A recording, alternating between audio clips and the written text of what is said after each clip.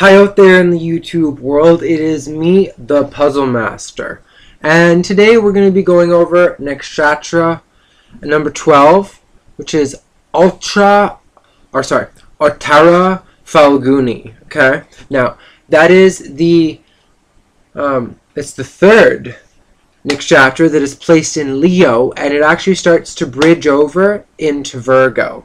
So it's going to have a little bit of the Leo traits where they're like kind of, fixed fire, which is passion, and that cardinal like energy, like that kind of like the initiatory energy that wants to like take action and stay busy. That kind of energy. We're combining that with Virgo, who's like ruled by Mercury and communication and, the ground, physical, earth energies, which are mutable. And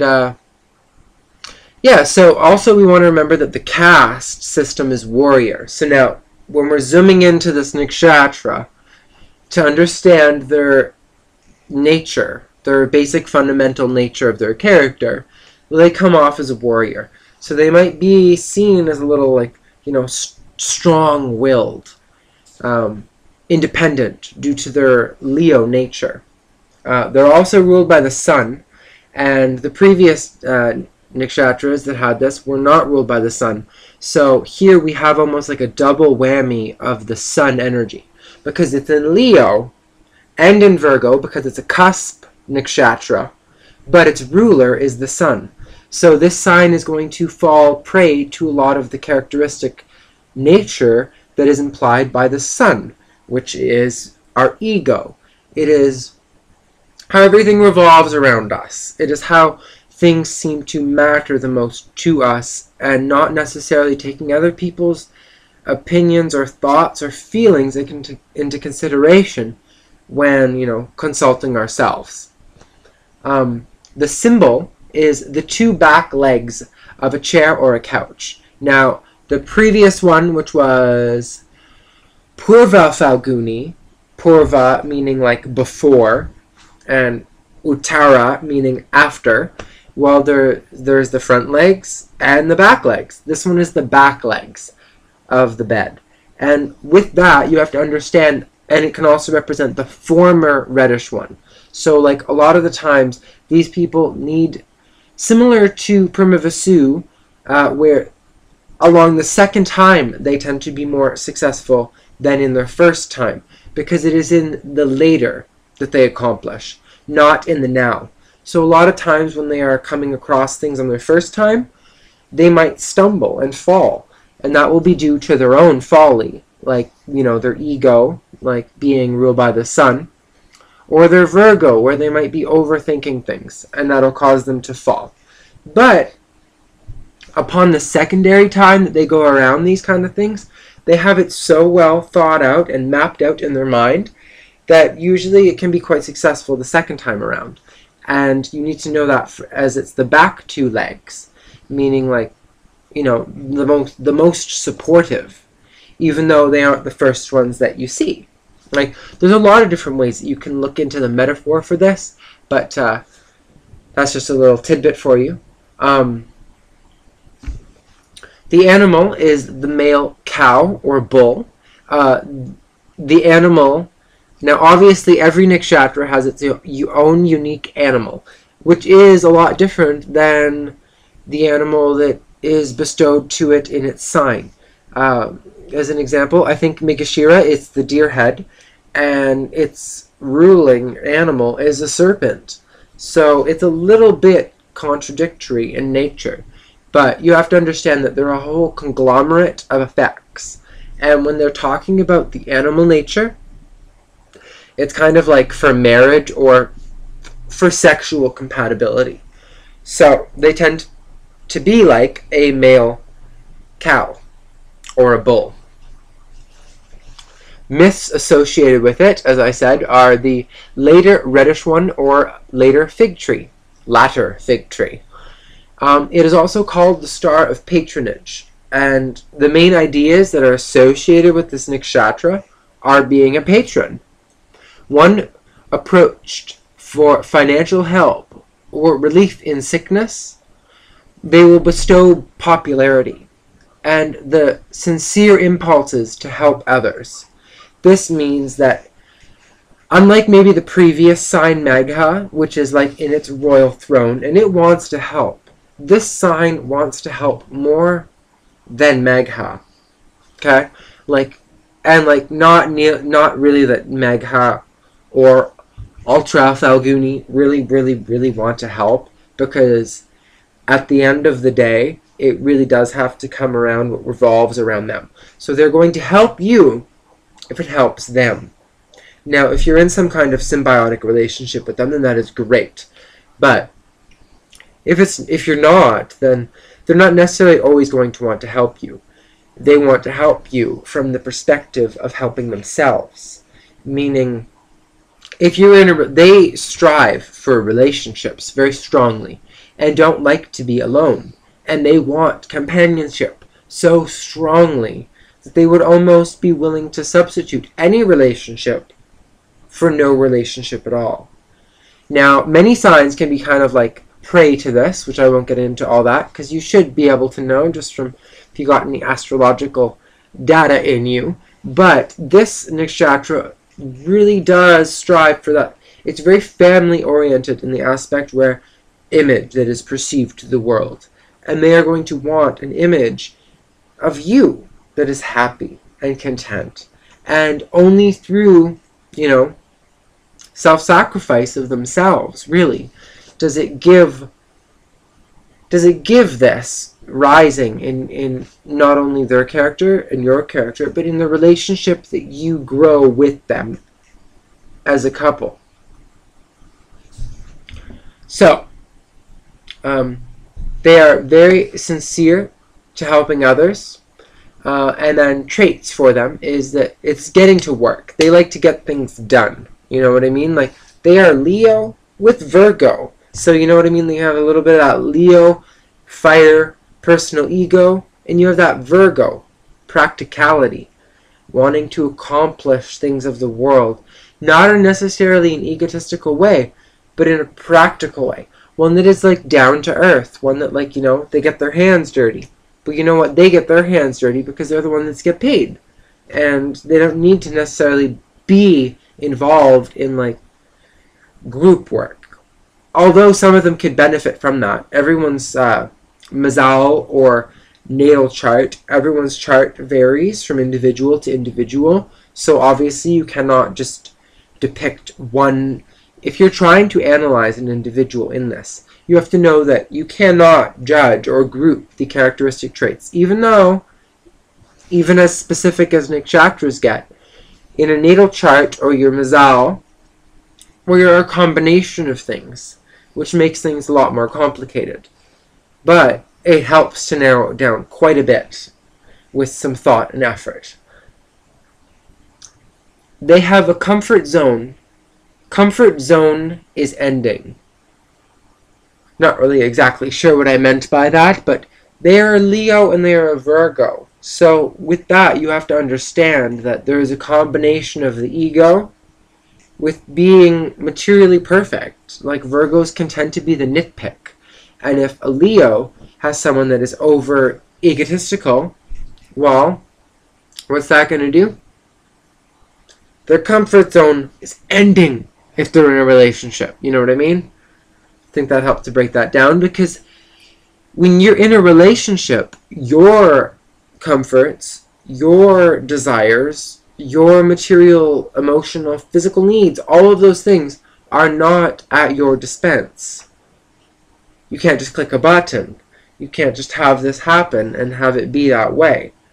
Things happen through a cyclic wave, which forever repeats, as the nakshatras emphasize. Sorry for saying They strive for individuality. They do not want to be like a sheep. They don't want to be follower. They want to be unique. They don't want to, blend into the crowd. They want to have something special that makes them unique. Whatever that may be, it depends on the individual and other chart placements, but they don't want to blend in. They want to be a Leo.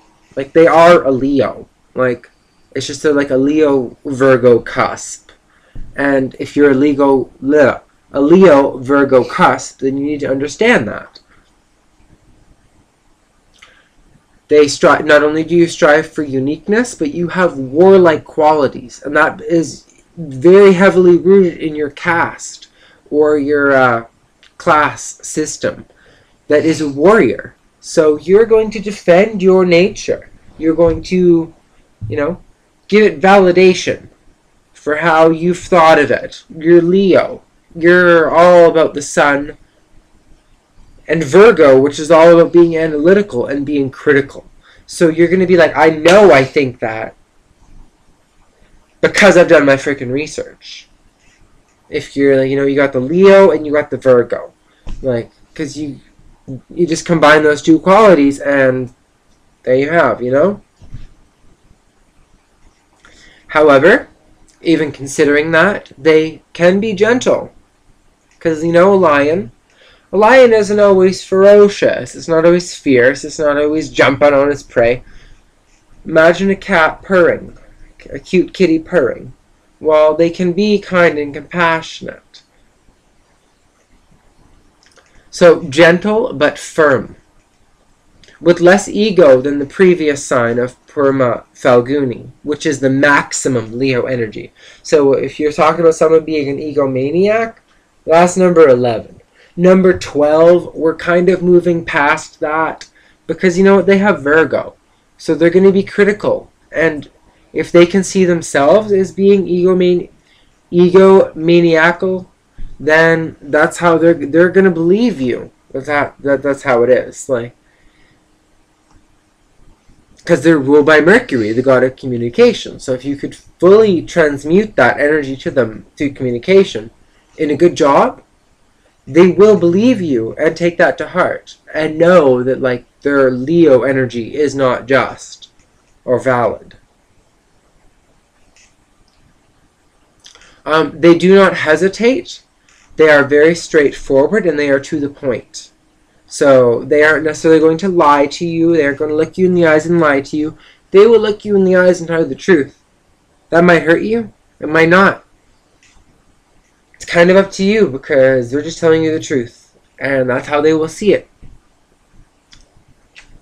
They have service for others, but from a position of authority. Meaning that they will help you. But don't forget that they've helped you, is kind of the point. They're not just giving away, you want these free coupons? Come on, free coupons. No, that's not how it is with them. They're like, we are royal. We understand things. I'm going to share to you my understanding. And with that understanding, you better reciprocate it back or else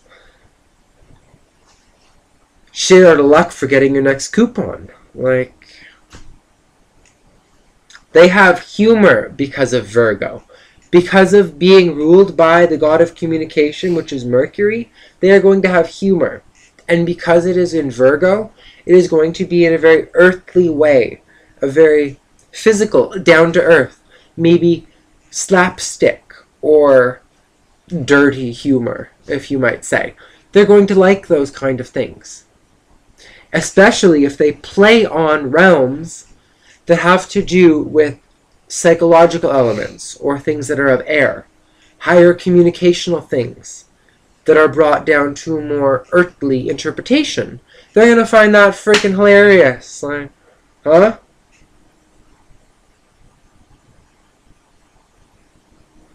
They never break a promise, and they are true to their word. And since this nakshatra cannot stand to be alone, they can settle for necessarily anyone, and can be involved in lots of codependent relationships, which in many times can result in resentment or negative harbored feelings because, they don't want to let go, but at the same time, there's something about their partner that they just can't not let go of. So, what do? Well, they simply hurt themselves forever until this negative resentment just builds and builds and builds until an inevitable freak out, which can be a very, very negative thing for this nakshatra. But, I think that was kind of it in a nutshell. Oh yeah, sorry. Your appearance. So what are you going to kind of look like? So you're going to have light honey-colored eyes. So if they're blue, they're light blue. If they're brown, they're going to be like light brown, hazel, honey-colored. They will have curly hair. So not like mine. Quite the curly. A squarish face, which I kind of do have, but it is because I'm a Taurus ascendant, Critica, so don't be judging. They would have similar facial features, having a squarish face, because I do have kind of a square face, but golden or reddish skin tone.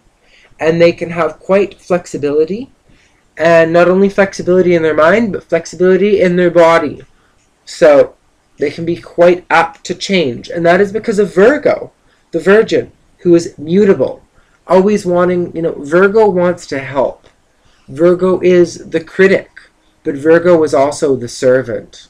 Of all the zodiac signs, Virgo is the servant. So when you take someone who is a Leo, who's very self-concerned, with a Virgo, who only wants to help, well, they only feel good in their heart when they're helping, which is why the relationship problems of jumping and jumping and jumping to a relationship, when they know it won't work, but they need to be in one in order to be happy. And you know what? That is fine in their nature, and that is fine in your nature. Or if it's your spouse, that is fine in theirs. And you need to understand that we're all unique. And if we were all to be the same, if we were all one sign, do you have any idea how boring life would be? It's a blessing and a gift that God made everything as intricate and as beautiful in our mazals as they are. That way we can experience life to the fullest potentiality of growth. And we can experience, soul transitions, where we actually undergo soul transformation, which you're not going to go through if you only have a world of you. Right? But yes, we will see you in number 13, which is Hasta, the hand. We'll see you in that one. Please subscribe and like, and yeah, we enjoy your company, and please let me know your thoughts. And we're all just trying to learn each other's behavior characteristics. That way, in a better world, we can all just just like in that what do they say? When there's that cartoon version of we're all holding hands and Kumbaya, my lord.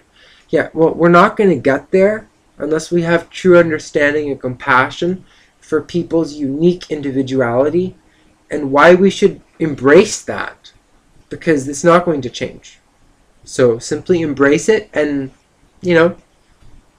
we can try to tweak it a little bit to try to make it a little more improved, but these are your base characteristic traits, and I hope none of that bothered you too much.